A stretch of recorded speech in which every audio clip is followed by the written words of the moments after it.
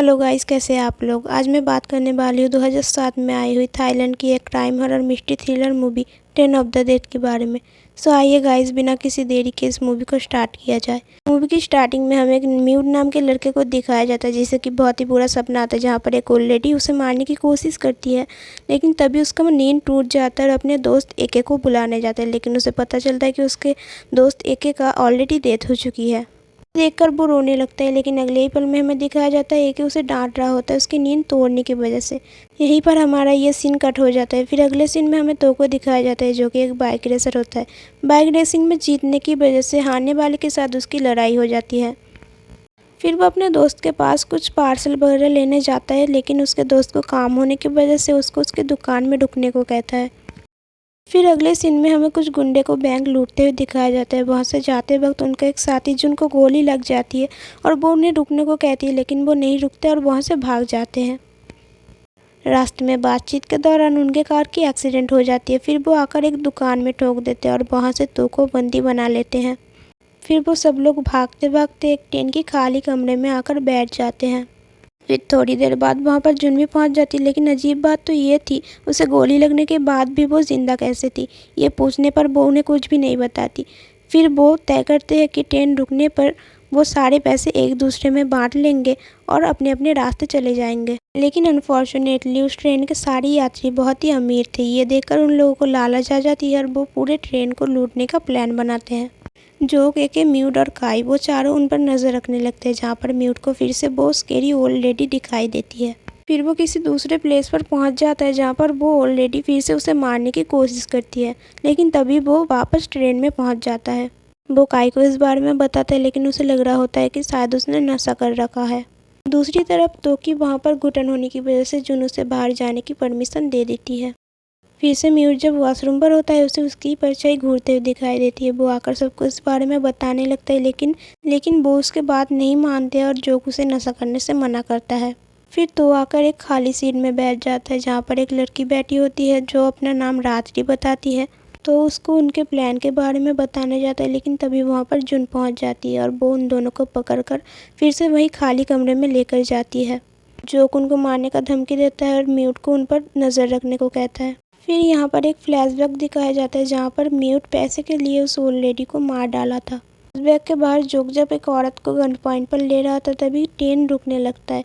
Mute जब बाहर देखता है तो वो देखता है वो ट्रेन एक औरत और एक लड़की के ऊपर से गुजर गया। वो सबको बुला कर लाता है, लेकिन वहाँ पर कोई नहीं होता। तब वहाँ पर ट्रेन का ड्राइवर पहुँच जाता है और उन्हें ट्रेन में वापस जाने को कहता है। जब वो अंदर आते हैं तब देखते हैं कि ट्रेन के सारे यात्री गायब हैं। और डराने वाली बात तो ये थी कि उनके कपड़े बिल्कुल भी नहीं भीगे थे, हालांकि बाहर बहुत ही भारी बारिश हो रही थी। फिर म्यूट कहते हैं कि मैंने कहा था कि शुरू से ही इस ट्रेन में कुछ गड़बड़ी है, लेकिन तुम लोगों ने मेरी बात नहीं मानी। लेकिन जोक को लग रहा होता है कि सारे पैसेंजर को तो ने छुपाया है। फिर वो तो को ढूंढने के लिए जाते, लेकिन वो वहाँ पर नहीं होता।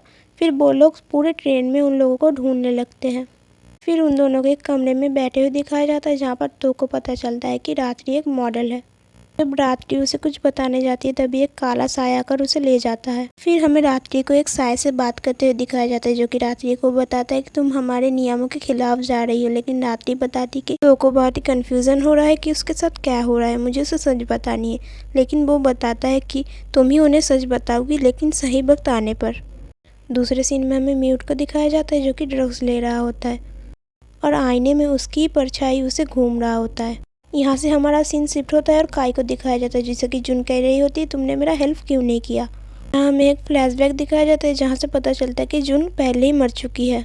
फ्लैशबैक के बाद जुन उसे कहती है कि अगर तुम मेरा मदद करते तो अभी मेरा यह हाल नहीं होता।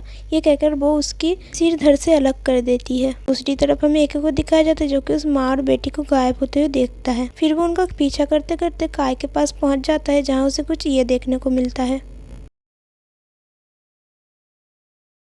वो बहुत ही ज़्यादा डर जाता है और उसे जुन भी वहाँ पर देखने को मिलती है। उन दोनों को ऐसे हालत में देखकर वो वहाँ से भाग जाता है। दूसरी तरफ म्यूट नशे की हालत में आकर आईने पर हाथ रखता है और आईने से एक हाथ बाहर आकर उसे अंदर खींचने लगता है। इस वजह से उसका हाथ कट जाता है और वो वहाँ पर ही बेहोश हो जाता है। दूसरी तरफ जोक को दिखाया जाता है, जो कि तो को बांध कर रखा था। वो उससे ट्रेन के सारे लोगों के बारे में पूछता है, लेकिन उसको उस बारे में कुछ भी नहीं पता था। लेकिन वो उसकी बात नहीं मानता है और उसे मारने की कोशिश करते हैं। तभी उन दोनों के बीच थोड़ी सी मारपीट होती है। फिर वो उस पर गोली चला देते हैं, लेकिन तभी वहाँ पर रात्रि आ जाती है और वो गोली अपने ऊपर ले ली थी, लेकिन उसे वो गोली नहीं लगती। ये देखकर वो दोनों ही हैरान हो जाते हैं। फिर हमें एक पुराने कमरे में दिखाया जाता है जहाँ पर वो माँ और बेटी थी, और दीवार छत से बहुत से हाथ निकलते हुए दिखाया जाता है।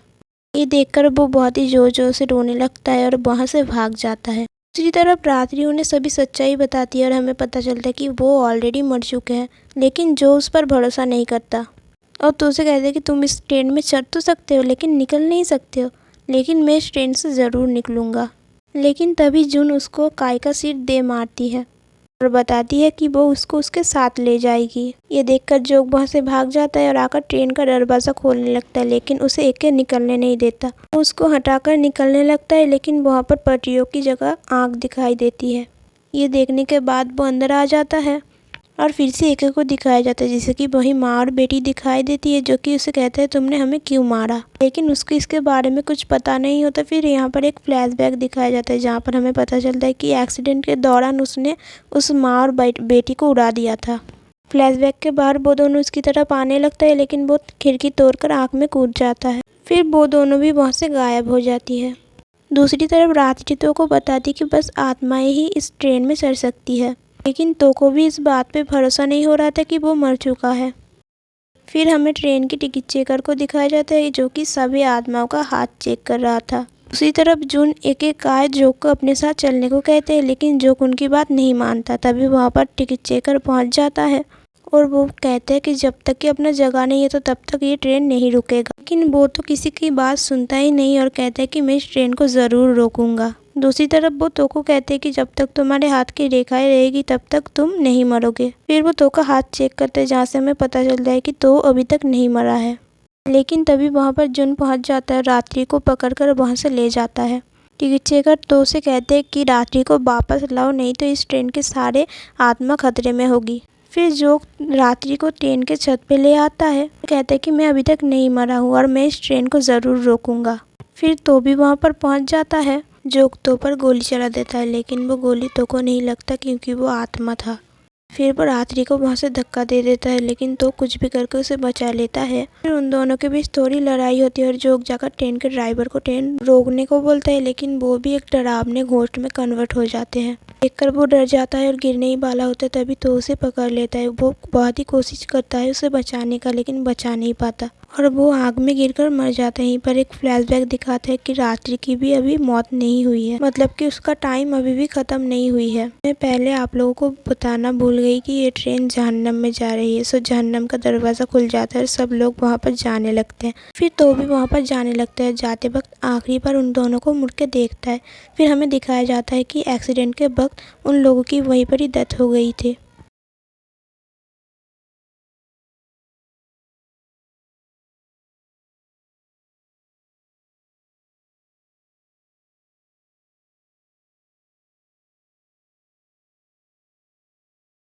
बस ही एक था जो इस एक्सीडेंट में बच गया था। फिर अपने शरीर पे पहुंच जाता है और जहाँ पर रात्रि की बात थी उसके साथ चलते एक्सीडेंट के दौरान उसकी बॉडी पूरी तरह से डिस्ट्रॉय हो गई थी, इसलिए वो अपने शरीर पे वापस नहीं जा सकती थी। इसलिए वो उस ट्रेन में वेट कर रही थी उसकी वक्त आने तक। इसी के साथ हमारी ये मूवी यहीं पर ही एंड होती है। सो गाइस, ये मेरा पहला हॉरर मूवी था। मुझे पता नहीं how much I make you understand, but आप लोग मुझे कमेंट सेक्शन पर बता सकते हैं कि आप लोगों को मेरा मूवी कैसा लगा। सो मिलते हैं नए किसी हॉरर मूवी के साथ, तब तक के लिए बाय।